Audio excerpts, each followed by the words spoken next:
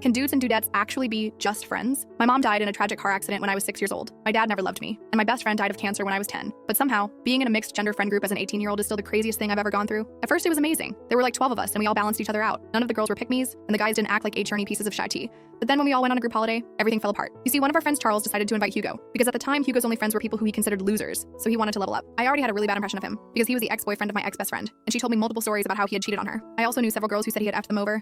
Nothing particularly awful, he just had a reputation of trying to kiss every girl he saw, then bragged to his loser friends that he had been the one to reject them. Honestly, he was just extremely cringe. But Charles really wanted to invite him because they had been friends for years and he wanted to put him on. Well, we figured the more the merrier. Our first day in Paris is still one of my favorite memories. I got to see my all-time favorite paintings in the Louvre, and we all ate beautiful pasta with white wine by the glimmering Eiffel Tower. Literally the dream, like, ugh, I want to go back. Anyway, the next day was amazing too, but then came nighttime. We all wanted to go to this club that had a literal fish tank inside of it. And to save money, we all drank beforehand. Legal drinking age in France is 16. That's when I learned just how R-worded Charles really is. He insisted on taking one of our friends, Ella, on one of the rent scooters. And Ella agreed, which I thought was a little strange considering she had a boyfriend. But who am I to judge? So when me and the rest of the group got there, we headed inside. The only reason we got in was because there was just one boy and two girls. Good ratio. It was so beautiful. And me and my friend Daisy popped our French kitty cat, like we ate down. After just 20 minutes, Hugo came running up to us. Ugh, guys, Ella fell off the scooter and she's over-exaggerating the pain. So they're not getting in. I rolled my eyes and we asked Hugo if we should go check on them. Nah, it's chill, let's just stay here, he said. So we simply took his word for it. The rest of the night was amazing until it was time to go home. I myself had so much fun, and I was so drunk that I couldn't stop talking about how fun it was. But when we saw Charles again, he was angry. Like really angry. Except no one would tell us why. I remember sitting on my bed beside the balcony, listening to Charles and Hugo talk shit about me, saying how selfish I was. And Daisy must have heard me crying in the bathroom because she came in and comforted me. She told me I wasn't selfish, and that I was the nicest girl she'd ever met. Little did I know, things were about to get extremely messy. The next day, Charles and Hugo were straight up ignoring me and Daisy,